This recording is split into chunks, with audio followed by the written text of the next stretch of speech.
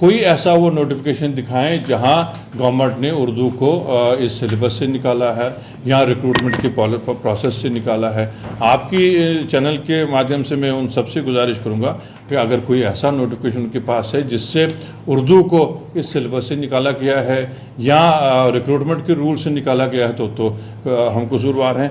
उन लोगों को इस बात को की जल्दी है कि वो लोगों में जो है गलतफहमी पैदा करना चाहते हैं। न सिर्फ इस इशू पे हर इशू पे उनका हक है एज अपोजिशन वो मुखालफत करें, लेकिन लोगों में गलतफहमी पैदा ना करें। नेशनल कॉन्फ्रेंस एक ज़िम्मेदार जमात है और कोई आज की जमात नहीं है। हम इन चीज़ों का पूरा एहसास रखते हैं और इस बात का आप यकीन रखिए, उर्दू को कभी भी सिलेबस से खारिज नहीं किया जाएगा। और ये यकीन मैं आपके माध्यम से पूरे जम्मू कश्मीर की आवाम को भी देना चाहता हूँ। इन लोगों की जल्दी का मैं क्या करूं और इन लोगों को इतना बड़ा एहतजाज और इशू बनाने की क्या ज़रूरत पड़ी, मैं ये समझने से कासिर हूं। और आप साथियों से भी ये गुजारिश है कि जब इस किस्म की आपके पास कोई न्यूज़ रिपोर्ट आए या इस किस्म के आपके पास सवालात आएँ तो ज़रूर गवर्नमेंट का जो है जो साइट उसको भी अपनी न्यूज़ में शामिल करें। उसी सिलसिले में आप सबको यहाँ गुजारिश की है और आप सबको यहाँ इस वक्त तकलीफ़ दी है। अगर आपका कोई इस बारे में कोई सवाल है तो नासिर साहब, क्या लगता है कि इस तरह का एहतजाजी जो मुजाहरा करना, इसके पीछे की क्या राज हो सकता है पीडीपी की ओर से? देखिए, उनको लोगों ने रिजेक्ट किया है, उनको थोड़ा बहुत सब्र से काम लेना चाहिए अगले इलेक्शन तक। अगले इलेक्शन में उनके साथ इन मुद्दों पे बात होगी तो उस वक्त लोग हमारी कारकर्दगी को जज करेंगे। ऊपर वाला हमें उस वक्त ज़रूर कामयाबी देगा और हम अपनी परफॉर्मेंस के बलबूते पे उस वक्त लोगों के सामने जाएंगे। अभी बहुत दूर है, अभी तो शुरुआत ही हुई है, 1-1.25 साल हुआ है। उनको सब्र सीखना चाहिए। ये मैं तो जनाब का ये भी कहना है कि सीएम साहब सीरियस नहीं हैं, नॉन सीरियस हैं, लोगों के मुद्दों को जो है वो नहीं हल कर पा रहे हैं और मैराथन में जो है वो बिजी है। उनकी अपनी सोच है। एक चीफ मिनिस्टर साहब एक मामूली दायरे में रह के नहीं चल सकते हैं। एक बड़े जो है कैनवस पे उनका एक रोल है। वो सिर्फ उनकी सोच से नहीं चलेंगे।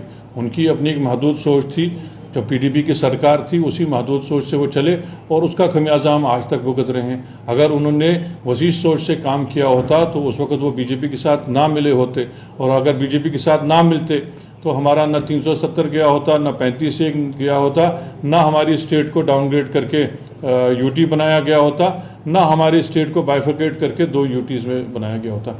अपनी गलती पे वो नहीं देखते हैं, अपनी सोच पे नहीं देखते हैं, नुक्ताचीनी करते रहेंगे।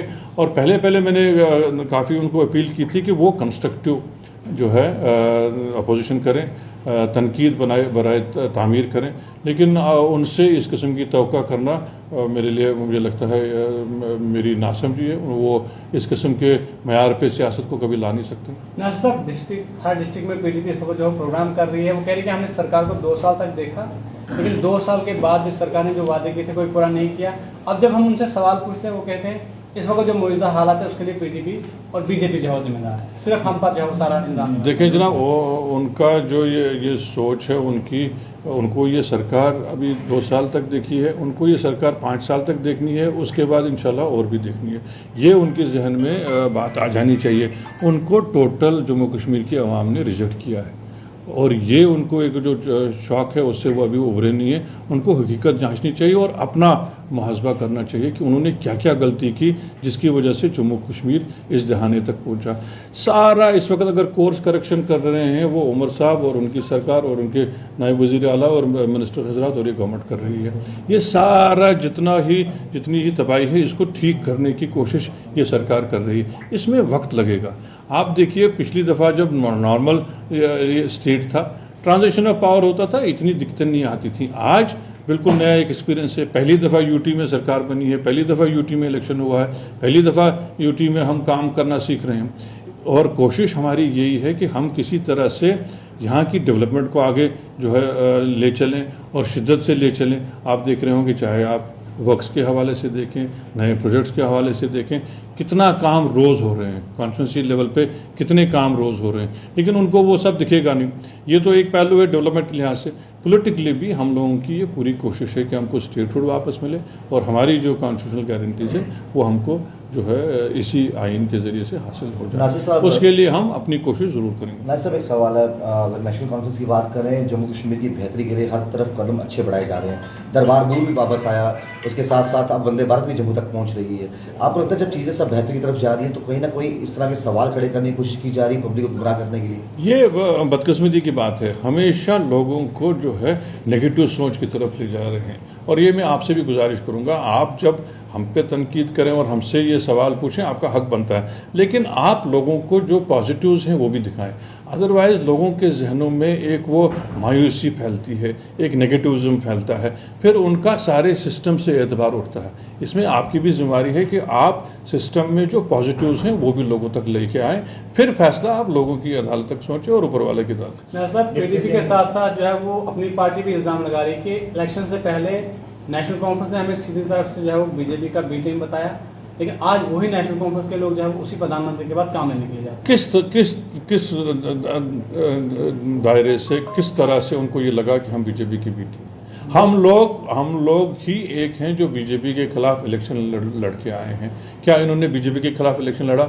जिस पार्टी की आपने बात की, क्या उन्होंने पिछला पार्लियामेंट इलेक्शन भी बीजेपी के खिलाफ लड़ा?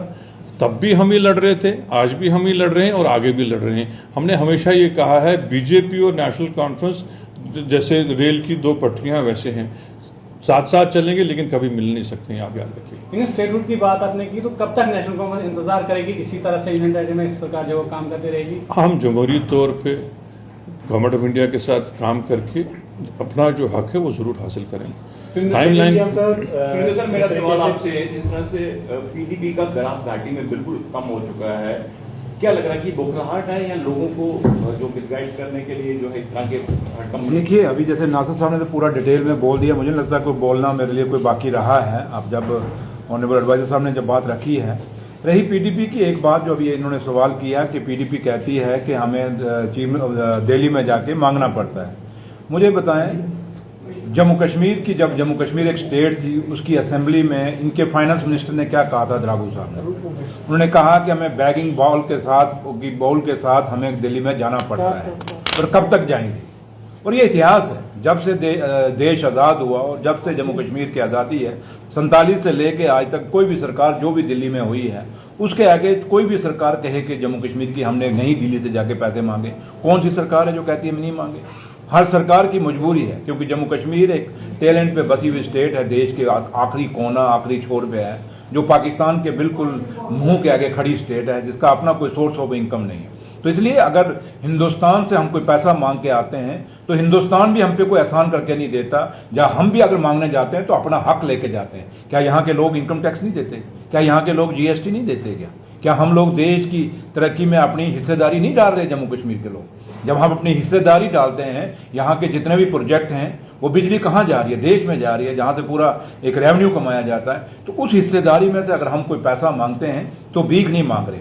हाँ, लेकिन हमने तो ये कभी नहीं कहा, ना शेर कश्मीर शेख अब्दुल्ला साहब ने कभी कहा, ना कायदे-दानी डॉक्टर फारूक अब्दुल्ला साहब ने कहा, ना आज के ऑनरेबल चीफ मिनिस्टर मेरे कायद और जम्मू कश्मीर के मुख्यमंत्री जनाब उमरदुल्ला साहब ने कहा कि हमें भीख मांगने के लिए वहाँ जाना पड़ता है। जबकि पीडीपी ने कि खुद फाइनेंस मिनिस्टर वहाँ खुद महबा जी खुद बैठी होती थी, जहाँ पे ये बात आप लोगों को आज भी ऑन रिकॉर्ड है, मैं कोई झूठ थोड़ा बोल रहा हूँ। तो वो कहते नहीं थे कि हमें मांगने के लिए जाना, कटोरा लेके जाना पड़ता है। तो हमने तो कटोरा लेके तो नहीं गए, हम अपना हक लेने जाते हैं। इसलिए जहां तक ताल्लुक है, पीडीपी एक फ्रस्ट्रेटेड पार्टी है, और वो जिसकी कोई लाइन नहीं, कोई लेंथ नहीं, कोई मैनिफेस्टो नहीं। वो सेल्फ रूल कहाँ चला गया? उसका मैनिफेस्टो क्या आज तक दिखा? कहीं हमारे जो भी मैनिफेस्टो है सामने दिख रहा है, जिस पे रोज बात करते हैं कि बताओ नेशनल कॉन्फ्रेंस ने मैनिफेस्टो में से क्या किया है, लेकिन वो भी तो दिखा दें। वो सेल्फ रूल का मैनिफेस्टो कहाँ चला गया? अपनी गलतियां नहीं दिखती तो फिर मैं वही कह रहा हूँ कि हम उस पार्टी के वर्कर हैं, उस पार्टी के कार्यकर्ता हैं जिस पार्टी के शेर कश्मीर ने हमेशा हर जात, हर बरादरी, हर मजहब, हर लैंग्वेज को इम्पोर्टेंस दी।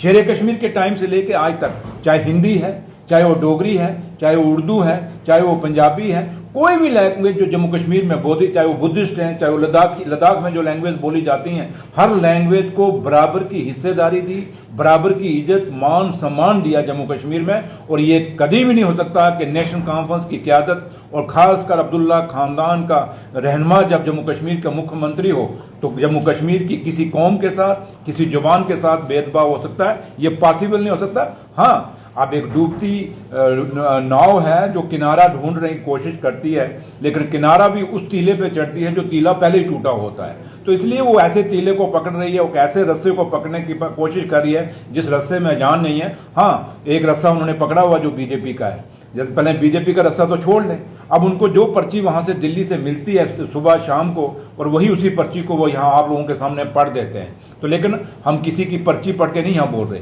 हम अपने कायद का शेर कश्मीर से लेके, कायदे सानी से लेके और अपने कायद का आज तक जो रहनुमाई हमारे आपके सामने खड़ी है, उस रहनुमाई के मुताबिक बोल रहे हैं। ऑनरेबल एडवाइजर साहब ने, नासिर साहब ने जो बात आपके सामने रखी यही है। तो आखिर में यही है कि पीडीपी ये सोचे कि जम्मू कश्मीर के लोग कभी उनको माफ़ करेंगे। आज जम्मू कश्मीर के जो हालात हैं, चाहे वो बेरोजगारी है, चाहे वो हमारा स्टेट टूटा, चाहे हमारी स्पेशल स्टेटस टूटा, आज बाहर के लोग कितनी ज़मीनें ले रहे हैं, पीडीपी इस पर क्यों नहीं जुलूस निकालती?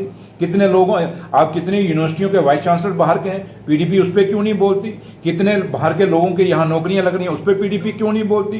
कितने हमारे ऐसे ऐसे जो काम हैं, जिन कामों को, ज़मीनों को, जो ऐसे ऐसे टूरिस्ट प्लेसेस हैं जहाँ बाहर के लोग अपनी ज़मीनें खरीद रहे, उस पर पीडीपी क्यों नहीं बोलती? उस पर क्यों मुंह बंद है? उनको पता है कि हम यहाँ बोलेंगे तो पापा नाराज हो जाएंगे, तो इसलिए वो दिल्ली वालों को नाराज करना नहीं चाहती। लेकिन हम वो नेशनल कॉन्फ्रेंस का जहां ताल्लुक है, अपने लीडर की क़यादत में कभी भी जम्मू कश्मीर को, जो पहले ही जम्मू कश्मीर कमज़ोर है, उसको मजबूत करने के लिए हर रास्ता अपनाएंगे, लेकिन इससे नीचे कमज़ोर करने की कभी कोशिश नहीं करेंगे। और नेशनल कॉन्फ्रेंस को, अपने जम्मू कश्मीर को मजबूत करने के लिए, अपने लोगों को मजबूत करने के लिए, अपनी भाषा, अपनी लैंग्वेज को मजबूत करने के लिए हमेशा कोई भी कुर्बानी देनी पड़ेगी। नेशनल कॉन्फ्रेंस ने कुर्बानियाँ इस रियासत के लिए दी हैं, हमेशा देगी और अपने लोगों के पीछे एक दीवार बन के खड़ी रहेगी। Thank you.